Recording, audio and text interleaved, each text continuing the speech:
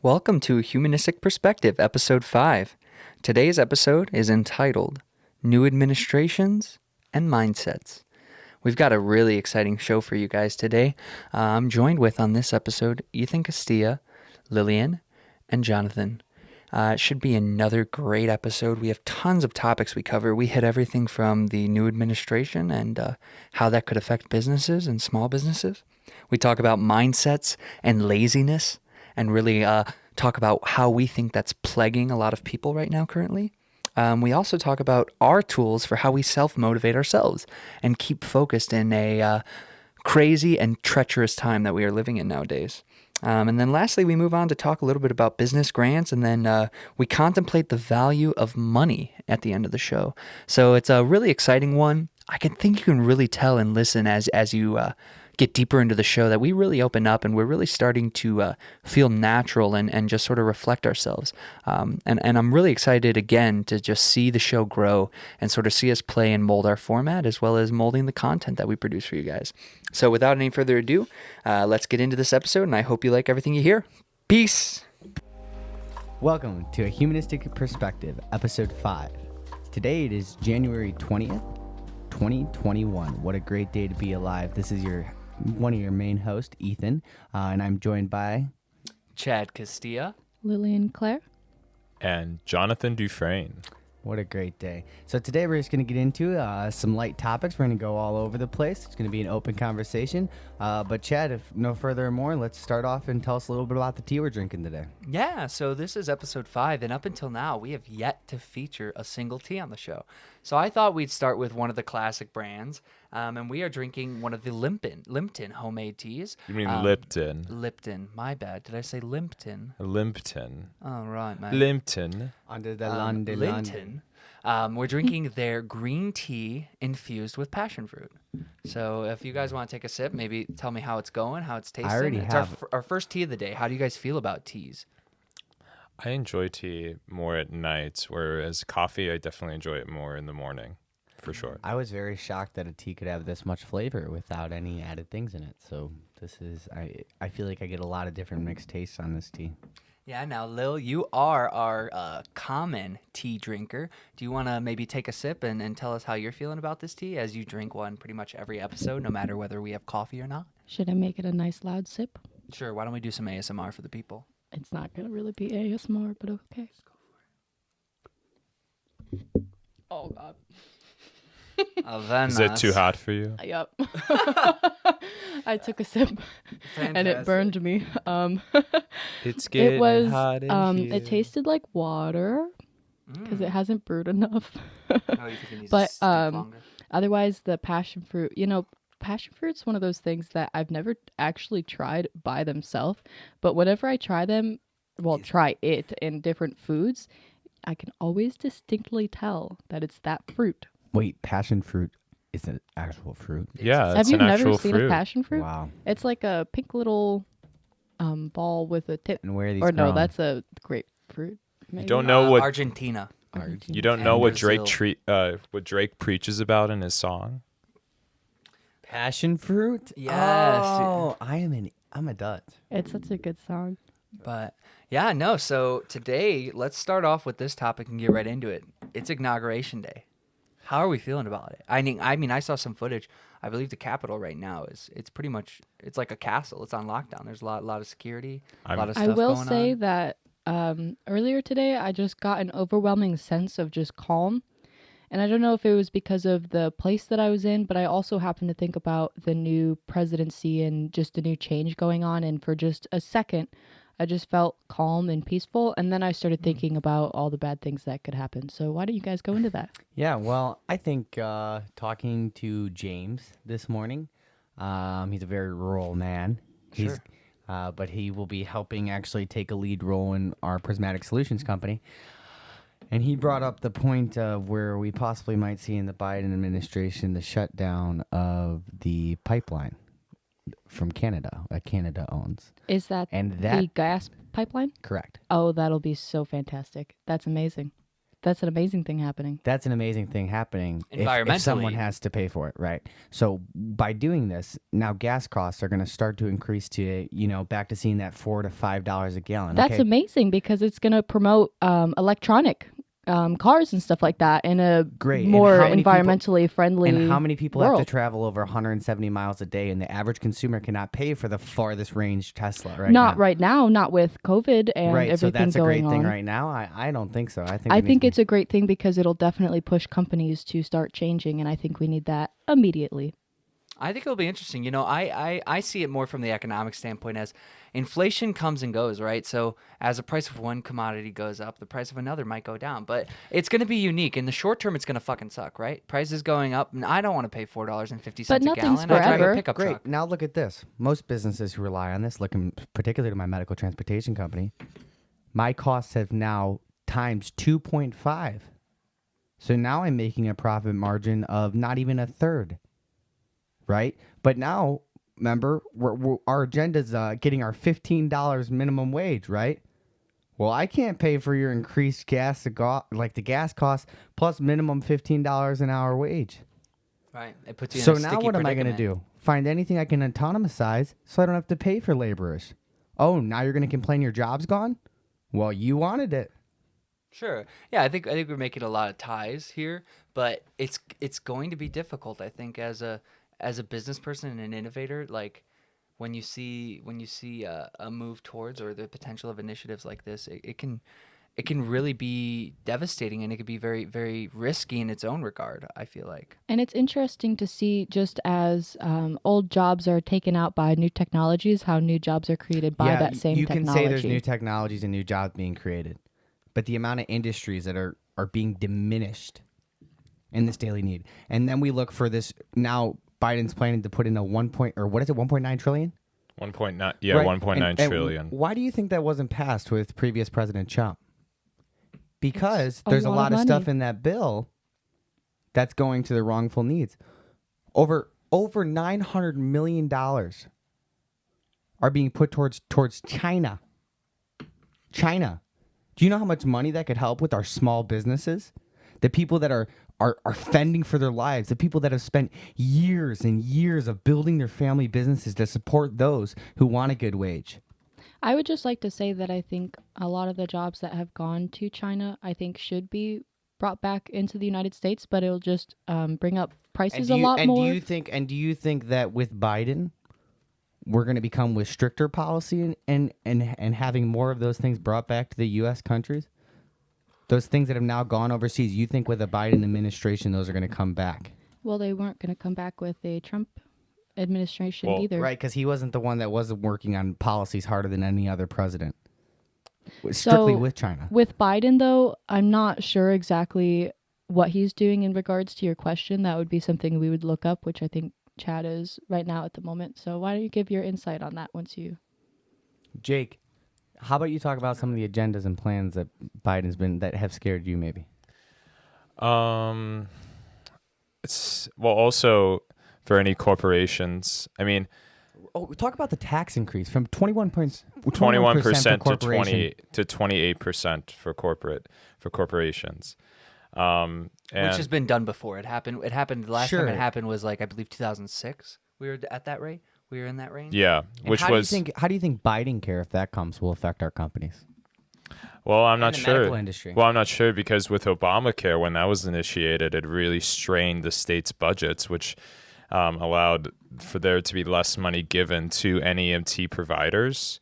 So I'm just very interested because I don't personally. Biden hasn't really come out with a guaranteed plan for his health care.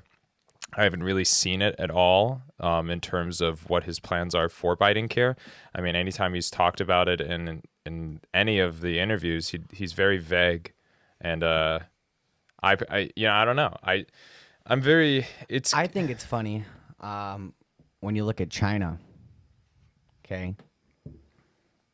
President-elect Joe Biden inherits a health crisis. Sorry about that, folks. I'm on CNN, and they had a pop-up here. I'm just trying to read through, see if I can find out what's happening with the spending here. And across multiple sources, it looks like, we're going to see $1,400 per person. What? $1,400 per person, sure, but We're gonna see enhanced unemployment aid. They're Well, the looking to thing do is- about $400 per week. The and thing who's is paying back that rental trillions of assistance dollars? of about $25 billion. They're Why doing- are we giving money to people when people can still get a job? When I see places still saying hiring and people are instead sitting on their asses collecting from the government and trying to go around and use this system when there's jobs available, don't complain. Get your ass up and work. Well, I'm sick of everyone having everything wanted and handed. Well, to the them. thing- it's not well, the- how life works. Well, the thing is, though, is that Ethan, I mean, you can say that for the average job person that, yeah, I lost my job, but what if it was like your situation with the business initially with COVID where you lost your whole business? Right. Then I was willing to go out and find any other ways of means of making money. I didn't sit on my ass and rely on the government. I went and applied to go find jobs I could work in stores that were still hiring. I did anything to support my businesses and keep them alive. Because I'm not one to fend. I'm one to go get it for myself because I know the problem nothing's is handed. too is I think you're making a starch generalization that everyone can conform their mental state to this exact philosophy style in which you live in, and that's where it's hard. That's where I think this is the education system too, to some degree. I is mean, it all lack trends of down to all motivation. that. But again, there's a lot of those things that shouldn't have ever happened that have led people to be in these positions. So I'm not making any excuses for someone who's just sitting at home trying to just collect a check and not go out when they could get a job. But I'm just saying a lot of people are affected mentally with this COVID thing to the point where they are terrified to go out their door because they think they're going to die. Well, that's because it's also been rigged by the media, and Well- everyone's fearing for their lives for reasons. I'm not saying COVID isn't real. I think it is. Yes, but it again, is. you can't be living your life in for fear. Again, I'm one to believe this is my personal opinion. So again, it's my opinion, but I think everything happens for a reason. And if you're going to keep living your life within fear, because I know I'm not going to take the vaccine as a person, right? So what is going to change my state in my life over the next 3 years? And that's my personal decision, right? So I'm still going to be precautious. I still wear a mask and put in the regulations. Do I agree with some of that stuff? No, because if you look at the filtration and how COVID spread, I mean, there's really no relevance there either. But if it makes others feel comfortable, I'm going to do that to respect them. Okay? But again, why would you continue to live in fear when this is going to be an everyday situation? I think, especially for many young people, I mean, if there's any fear with younger people, I mean, the amount of the survival rate for our kind of age of people is so high. Now, sure, if you have, like cautious, or if you People that are vulnerable. yeah, people that are vulnerable or have, these diseases or things that may make them even more vulnerable, sure, I would worry. But again, if you're I just don't see the point in living for fear. That's my thing, I guess. Some people are afraid to get a job because they're afraid of their own life. Some people are afraid to get a job because they're afraid of their parents' life and they're afraid of elderly people Or you can make that more they money live on with. being unemployment, and that's what they like, not being, that's the other thing too. That's some people, but it's not everyone, Yeah. You guys, I wanted to bring this up from my readings today. So currently I'm in a class that we're learning about Buddhism and the origins of that culture. And we're talking so heavily about mental state and how humans are we're sort of our own being and our own like demise. And there's this quote that I wanted to read here. And it was from the text of Mara, which is when Buddha when Buddha was going through his journey of realization, this was something that came to him, and Mara spoke to him and said, your first army, or your first enemy in this regard, is desire.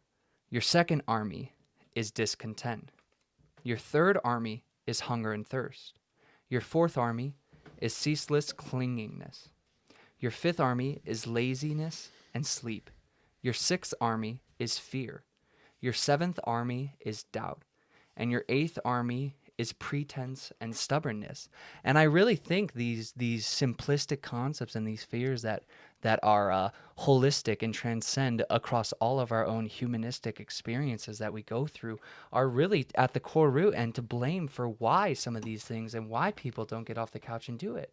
And I really think if we spent more time trying to come to a conscious understanding or really learn the ins and outs of who we are, why we are, and how we can change that, I think we would, I we would agree. grow I and think get people so need much to open further. up and be vulnerable. Stop living in this hidden fear. I hate, and that's a strong word. When I come across people that have an opinion And in front of me, they're going to act with a certain mood of sadness or disappointment, or they're not expressing their feelings. Okay, when you're not being vulnerable, how are people supposed to understand how you're feeling? Okay, so many people are scared of being vulnerable.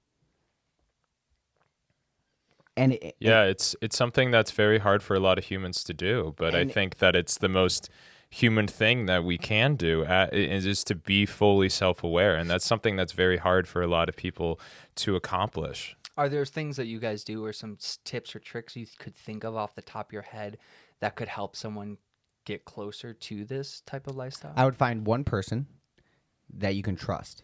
Start off with that. One person you can trust and open up to. Express your feelings and stuff like that, okay?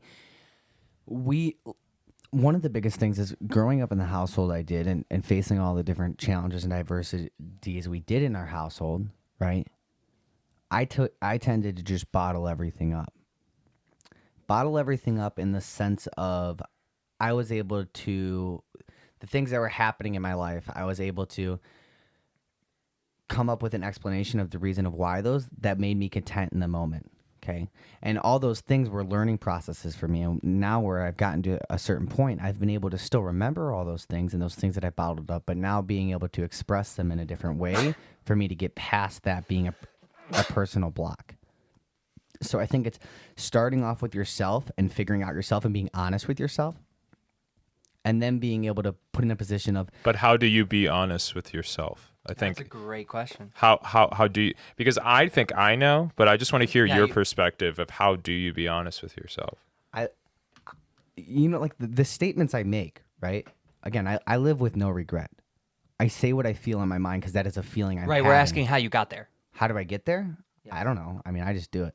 So for me, one way that I really try to assess and know what and how I'm feeling think about is that for another episode. I will I'll just sit there for a long time. And if someone says something to me that like kind of triggers me, then I'll like stop. And it's usually an uncomfortable feeling. I'll feel it like where I would always say my heart is, but your heart is more to the left rib cage. But just in the middle of my chest, I would just feel this like kind of just like squeezing feeling.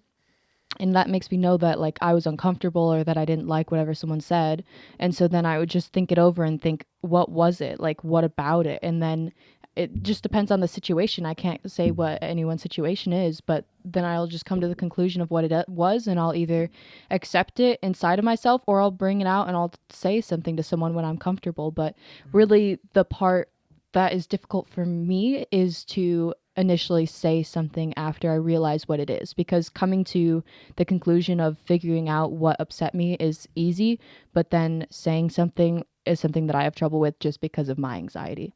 Nice. Sure. Yeah, and there's dwelling deep down, because I've also known a lot of people have personal experiences which get to a point of that, and which is where I need to have more understanding. But again, me, which is different because not everyone's story is the same, and you have to be willing to acknowledge that. And I am willing to acknowledge that, and it's hard some for my hard mind because I'm such a strong person, right. I would say. But I'm not even a strong person. I break down. I mean, you have to break down. Yes. I would say... But like one of the big things is...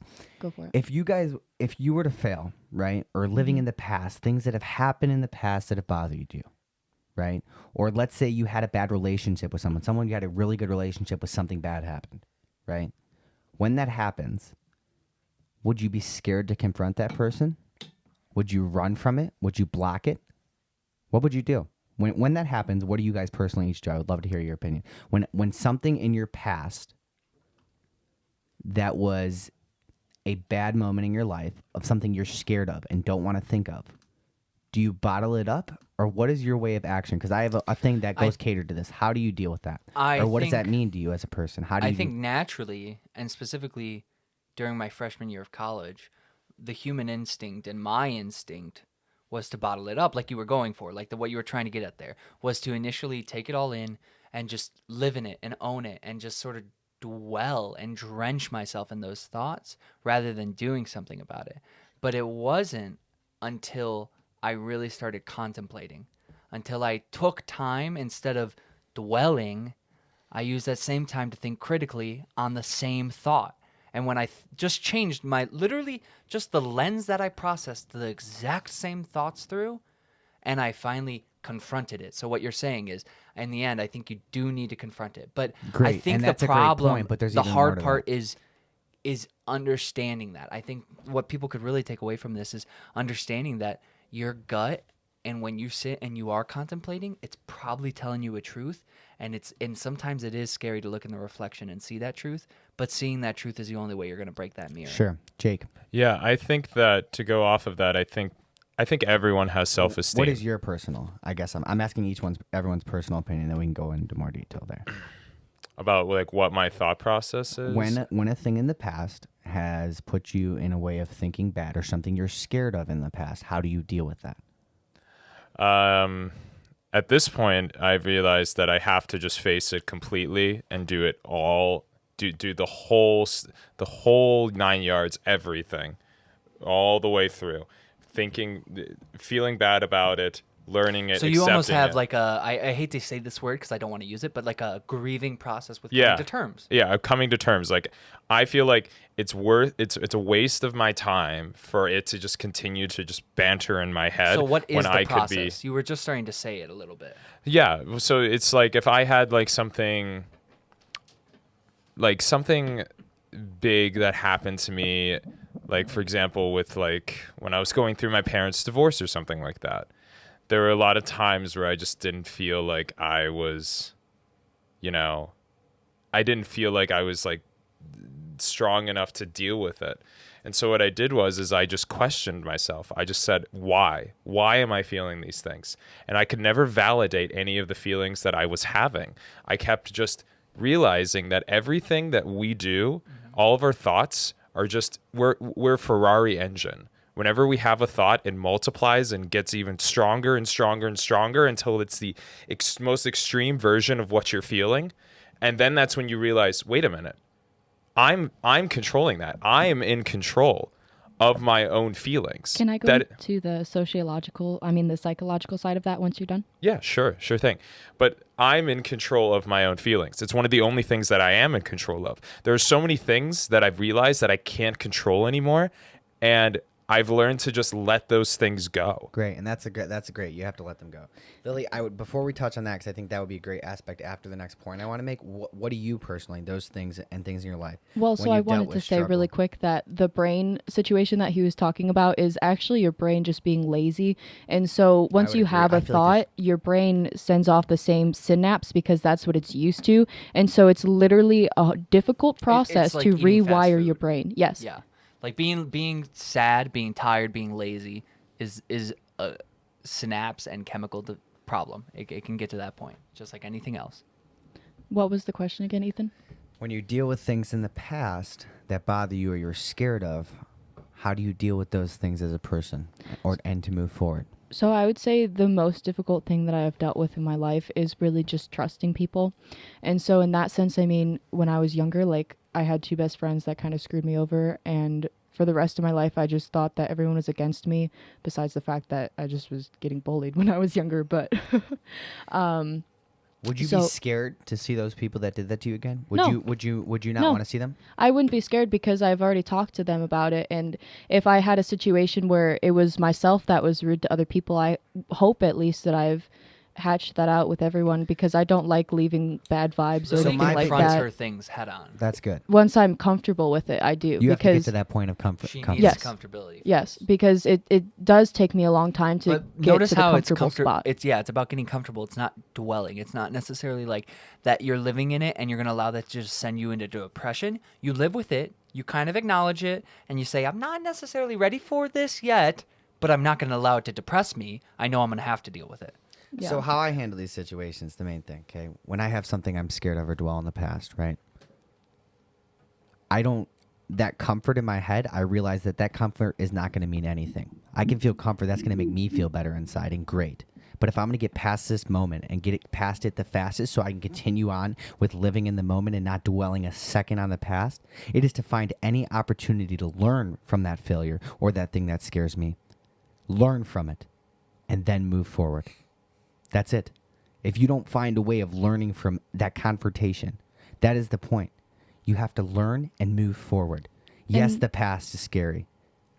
But Yes, you can the never problems time are- travel. That's what I've gone over in my head multiple millions of times, is that I wish I could go back and change this. I wish I could go back and do this instead of that. And really, you can't. You just have to move on. And that's where all the things that have bothered me in my life, I just try to accept them and I try to say, okay, this is what's happened. This is how we move on. And sometimes it's not that easy. Sometimes I can say that about 50 times in my head before it actually happens, before I actually believe it and really feel it. But You have to fake it till you make it. exactly. And I think until people start to do this on a regular basis, until you can realize as a person that I can do this, I can move past this, right? For me, it was all these moments and all these things I've dealt with that have been so horrific in my life. I've realized I could get past it, which has now made me to the point of where my brain can think of these things so fast and get past these moments, right? So you have to be vulnerable in a sense which you're willing to move past these and recognize this. And that's what makes me be able to think of all these things so fast and move forward. Any problems that arise, I'm able to do that. But that's because I've known from the past how these situations work, and I know I'm going to get past this moment. So now what am I going to take out of this to learn from it and go towards the future? Yeah. It's go ahead, Jonathan. I can't remember. Oh, what I was going to say is like everyone has self-esteem. Everyone deals with it on a daily basis. Whether you say you don't, you do.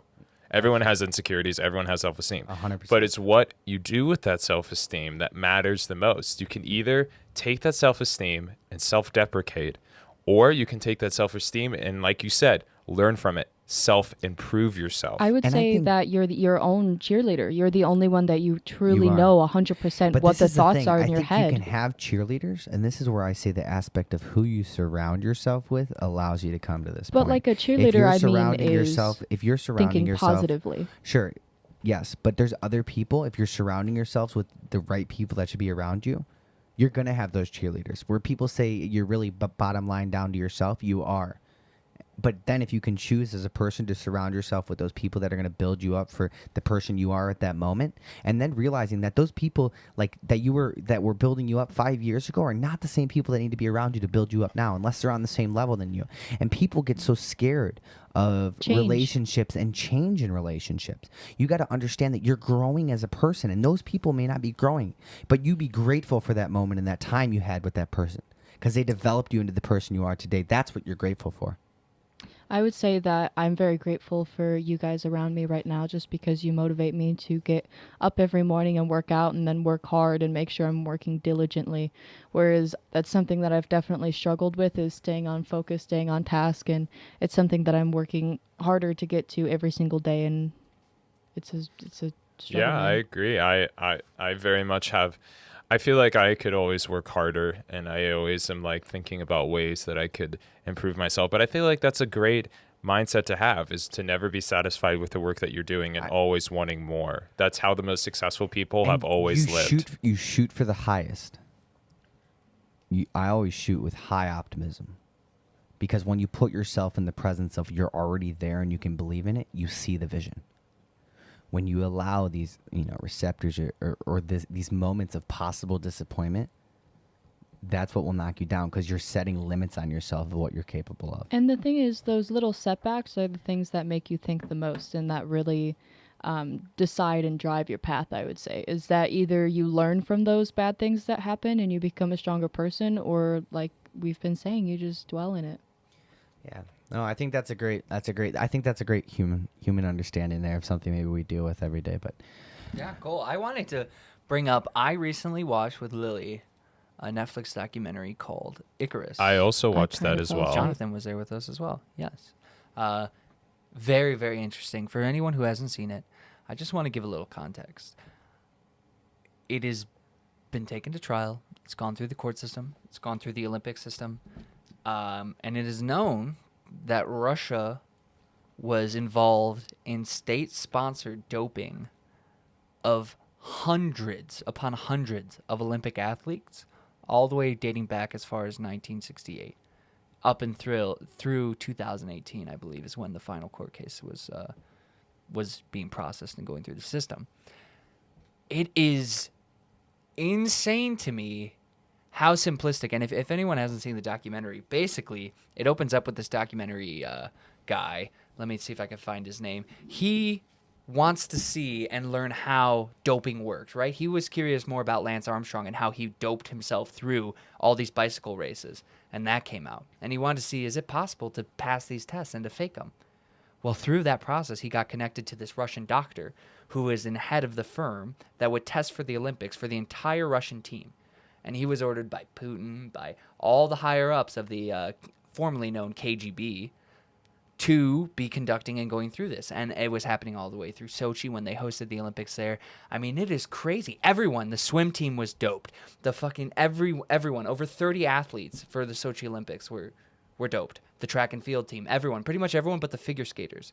And it's really funny because I was listening to an episode of Rogan, and the guy who made the documentary was on, and he says, Oh, wait, the when only was it? reason the only reason the figure skaters weren't doped was because it actually threw off the extra testosterone and all that, threw off their coordination on the ice. Yeah, that makes sense. I feel like all that extra would kind of make the muscles spasm a But little bit. could you believe the biggest thing, the thing that brings some countries that are so small, all of their significance, all of their worth in this world has just been built on cheating, lying, deceiving. I mean, that's our whole world. That's why I have no crazy amusement to that. I mean, we see that every day in everything. People are we are living in a time of manipulation. Some people are just better at hiding it than others. When you look at Jeffrey Epstein, how many years did it take us to figure that out? Come on now, guys. Like, you gotta, like, this is normal stuff. We could bring this up with every topic, every world issue. Everything is bad. I mean, look at the SBA, even with the the EIDL grants, okay? Businesses, right? The grants that are being received, which are millions and millions and millions and millions and millions and millions of dollars, billions. The EIDL grants are being delayed because of a change of CEOs, right? They're delaying months or literally over 21 days because they knew that the rollout of someone else doing it in that position would cause significant things, right? And you got to realize these points. There's a lot of bad leaders in this world. Now, do you think the interesting topic I wanted to bring up with this is, like, if this has been happening, clearly every other country's probably doing it to some extent, or trying to, or thinking of how to. So do you think we should change the sports? Should the Olympics be the best of the best, doping or not? Like, would you want to watch that? Like, would you want to see all contestants being extremely doped out, like I the feel most like- physical because athletes they could be? that's not what you were born here for. When you start to put those enhancers, I mean, you were born and made a person. But what do you say to the people who say, well, life is about advancing, similar with your business, and these athletes just want to be able to perform and At the- give a show at the best. at Sure. the best extent? And that's another thing where I look at, like, again, one thing, you know how we were talking about Elon Musk in the past show? I don't honestly think I would be ready to talk to Elon Musk. I feel like my knowledge is not far enough along. So minuscule compared to his. Yeah, I don't think I would prefer to talk to Elon Musk in 6 years rather than this year. You know, maybe not 6 years, but again, like, I used to say the same thing too, though, with Dave Matthews. Is like I used to say even to Jonathan, I don't want to meet him unless I can meet him like just as Chad. Like, I just want to meet Dave as Chad and be able to have a beautiful, deep, philosophical and intellectual conversation with someone who just understands me and sees me as a human first, Not a as a fan. fan. yes. Not as someone that just gawks and says, We're you're so humans. amazing. We are humans. We're here. I mean, yeah, it's just crazy to me. I mean, when you think of just how messed up the world we're living in is, it's like we need to get back to touch. People need to wake up. I mean, people are being taken advantage of by it.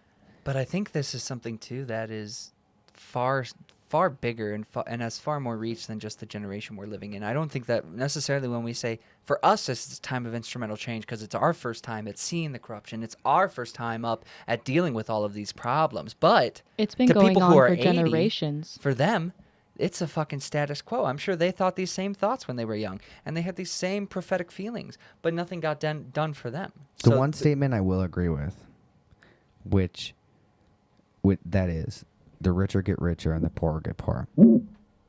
Okay, you can be in that wealthy position. So I don't really have any empathy for people that aren't in those situations, but I would agree with the situation of the richer get richer and the poorer get poorer. And that's because when you have wealth, you have power. When you have wealth, you most assumingly have knowledge. And that puts you in a position farther more than, it puts you in a position where you're far more ahead than most people are. But the question is when these richer people have They more have wealth, control, and then have there's more. bad people that have wealth, and those bad people are getting in positions of control. Right. But what I'm saying though is that when you have a total of like 10 to 50, like when you have 50 people that control probably about 25% of the world's wealth, do you think that that's Equitable. equitable? And I'm not I saying think that it there's a should point, be. There's a point and to I'm not, monopolization. There is. and I'm not saying But I that. also know that if I was in that same position, right, I would use the funds and disperse of the funds way differently, because I think at a point. But I also think there's a lot of things that are blocking. Again, we don't really know where these guys are dividing their wealth. I hate to base my opinion off of the media. Okay, until I'm able to talk to that person in person, understand where they're coming from as a person, I hate to put an opinion and stipulation out there of something where I don't know the full truth of. I mean, that's why I like to just express my thoughts and then try to figure out, are my thoughts accurate or not? And that's where I love to, I don't like when people have confrontation with someone and they're not willing to listen and learn, because I think that's what's important. I wish we lived in a perfect world where all billionaires and trillionaires, millionaires gave their money to good programs that help But what do you progress consider a good program? the universe. I would say a high-speed rail system. I'd say vertical farming, cultivation in order to help the country. I would say farming and there's hemp. millionaires. Hey, have her finish. I would say going into Africa and replanting all the trees and making sure that everyone in Africa has clean water, and make sure all the other poor countries in the world have water and food, and that they're able to make their country as big as America, because there shouldn't just be huge world powers. We should all be a world power, and we should all be able to Right. enhance And then you each could other. look to our governments That of would be where their a misspending is perfect going world. to. When you look at our governments and the amount of people that are taking personal gains within your government. So I would not even touch the private sector until you start disciplining your government sectors. I just Our want to say government that sectors don't distribute their wealth into positions that could benefit so many more people. We're giving money to China and other foreign countries because they have stuff on us. We're giving them money strictly because it's payoffs. What if that money went to those causes you're saying? Right? And then we rely on the private sector separately. And I think there is plenty of private sector people that are investing in many of those initiatives already that you're saying. but not enough. Well, it's not enough because when it's you not look the at 'em- private sector's problem. It Right, should be exactly. our governments that are getting involved. Like people they want people that worked their asses off for the things they have to go and fix all of everyone's problems. No, get your lazy fucking ass up However- and work for your goddamn self. However, I Jesus. would say, though, that capitalism and this whole system is in place so that way ingenuity and the private sector does want to solve these problems. Yeah, and Yeah. they have the choice to if they want to. But They when have the you- choice to do what they want to Yeah, do with their absolutely. money. I think Yes. that there should be a cap on how much money you can make, and then the rest goes back into government, just so then someone can have enough money that they can live Oh the my life they God, want to. I would and do with that statement as long as so the much. government the rest of their is. life. Wait, As- 1% at a time. As long as the government is still putting it towards these other projects I just said before, that would be a perfect world. I Yeah. mean, obviously this isn't going to happen, but just thinking about it, like that would be amazing if they actually had to do that. Like it doesn't make sense why people can have billions of dollars that they'll never use. That doesn't make any sense. That Never doesn't use. Okay, when benefit people look anyone. at a net worth of someone, do they think that's actual cash, liquid capital that's sitting around and ready to be invested? Do you Probably only understand that 10% liquid to capital and 20%. assets are being developed and within a company? Okay, that money is not just cash sitting in someone's bank account. So it's not real. Like the Right. money is Correct. real, but like it's not. But Which is it's not real. It's not real as in It's valued. Elon as Musk said money. it best. Money is just literally Paper data that we created by can use sociology. to collect and understand transactional processes. That's all. That's all money really is. It's just a data collector. It's We just put a worth computer into system. it's a when you look at it at the end of the day, it's a paper bill. Okay, in the and U.S. it has worth because of society. put it- because we've we put worth. decided it has value. Yes, exactly. There's not even a gold standard anymore because Nixon got rid of that. Seriously. Which is ridiculous. It's literally worth nothing. Even gold is not worth anything, or diamonds. It's just someone decided this is this much because it's pretty and shiny, and I mean, that's how gold much has this is actual going to value cost. when it comes to depreciation of weight and stuff and skill. I mean, that's how I would say things that are valuable are things that you can actually use, like food, water. That should be what we're using our money for, but we're gonna use some What do you mean? paper. I mean, it's not actually viable to use money. I mean, as food and water, but like in terms of making money, cloth, something that's worth something, then why not put it towards food or water? Like having, okay, this food is worth this much money or whatever. Or if you're really good at baking, like the top baker, then your food is worth a lot versus if you're shit at it. You know what I mean? Just one way to describe it. I don't understand that. Food is worth a lot because we need to eat every single day and It's we a need to drink necessity. every day. Money is paper. So we what, don't. now everyone has to create their own food in order to have money? That'd be lit, wouldn't it? Not really. I don't. No, see it It would be it an would- interesting economic. Yeah, bartering it'd be system. interesting, but I don't think. not I think feasible. there should be a currency. Everything I'm there talking should about be is a just my own currency little system. world of what I want. Go ahead, sorry. I think there should be a currency system. I just don't think we're in the right currency system. I mean, I want to get to the point of where we're putting in camps now in Germany, possible camps of if you're not taking the COVID vaccine, you're getting put into a camp similar to a concentration camp. Okay, those are the things we should be talking about. Well, But let's talk about it then. We talk so freaking minusculely. I mean, not us, but I'm saying this world focuses on all the minuscule.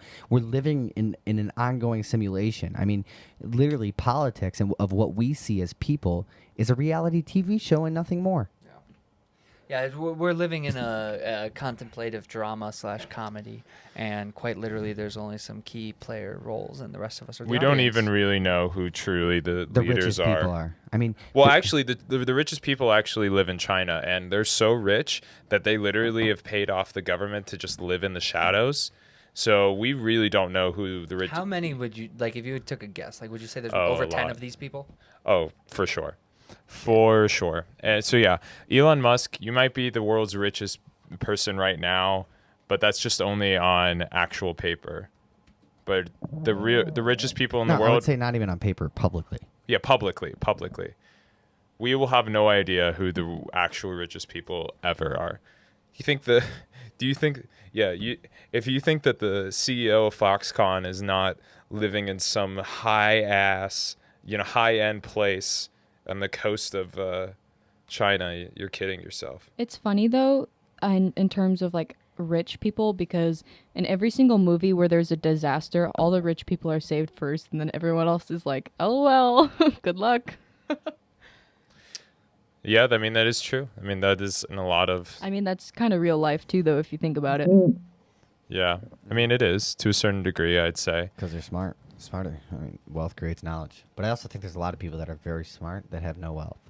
And that's because they've given up. There's a and lot I think of when people you with give wealth up, that are Well, they might stupid. not have given up. They might see building wealth and growing their career as fruitless, as something that's a waste of your time, when really the true enlightenment and the true sinking is just understanding and having the knowledge for yourself, because they might see that you can't change everyone else. but this is the thing again. People, they're fine being content. I'm literally not content until I'm above all of the bad in this world. You know what I'm saying? We got to get to the reason why I work so hard is so I can get through all of this past this fake stuff, or be hopeful you're right. that eventually I can. This is a huge thing. I'm looking into this hidden billionaires, and it's a huge thing all over the world. There's this article is specifically speaking to Russia. There's tons of billionaires in Russia that we have no idea. We have no about. idea how much Vladimir Putin is worth. He's probably worth 70 million minimum. minimum. I'd say it's Did you way say more. 70 million? Yeah, this article here. Bro, oh 70 no, million se- is- 70 billion. Some estimates put Putin's net worth at 70 billion. Yeah, not 70 million. Some That would be. I mean, that's still a lot, but for Putin, that would be nothing. That would be chump change for him. That's insane. That is insane. Is that why he rules Russia? Because he has so much money, and because he's just terrible? Oh yeah. I mean, but also the Russian people love him. They adore him. They He's a very adore fierce him as a leader. leader. He's They very fierce. absolutely adore him. Well, they said, okay, so in this article, they said 70 billion, and then it said 200 million. So what is it, guys? Okay, first of all, 200 million wouldn't even make comprehend that. You think really? Well, he no, only I has mean, 200 it million just dollars? on the How about the picture, it whole had a Rothschild family? All Oh, of yeah. the siblings, each of them are a billionaire. Combined, their family is over $2 trillion of worth. Who are those people again? The Rothschilds. No idea. Yeah, they're the richest family. They're They the world's own. Why? richest family. What They're do a they bank. do? They're a trust company. The Rothschild. It's something bank related. I know that. They're no a wonder bank they have a bunch of money credit then. union. I want to say, or trust It's company. a multinational investment bank and financial service Yes. company. Yep, that's Banks? what. in And 2008. they are controlled by and French and British branches of the family. I don't know if it was was it just 2008? The banks took all the money when they shouldn't have, and they should have helped Well, it out was the the people. Ponzi schemes that really took. Took a lot of it. Do you know what I'm talking about, though, in history, where the banks went under and then the government had to save them, and the banks owed a bunch of people a bunch of money, and instead of paying those people back out, they gave themselves high raises and stuff like that. I can't remember exactly what it is. Was it the Ponzi scheme or something else? My dad complains about it all the time. Yeah, it was something related to that. I think it was because- 2008. I think Yeah, it was that 'cause crash. that's Yeah, what it's around started. the crash, and I think it has to do Well, it with had to do with the market. It had to do with the housing market crashing, and then the banks failed, and then the recession happened. All right, yeah, guys, this has been an amazing conversation. We touched a lot of really, really interesting topics, and I really look forward to hearing maybe what some of our viewers have to say, or if you're liking the show, reach out to us and let us know. And we look forward to giving you more episodes. Stay tuned for this Friday. We have another amazing interview coming up, and we can't wait to drop that for you guys. And we're just in the works for creating more content and really, really opening on a multifaceted of conversations of many different topics. So have a great day, and I challenge you for this week to get into uncomfortable conversations with people and really make sure that you listen to their opinion all the way through until they're done, and just think for a couple minutes about what they said and then respond. And also, do not have these on social media. Have them in person. yeah, that's the way to do it. We need more human connection in Ethan, this do you want world. to wrap us out with what you were saying Agreed. at the beginning? We got to work hard, and your mindset matters. I think that was a key thing in this episode. Is mindset is so important in who we are and shaping us. So, with that, I'm gonna leave you out here. Have a good day, folks. Peace. Bye.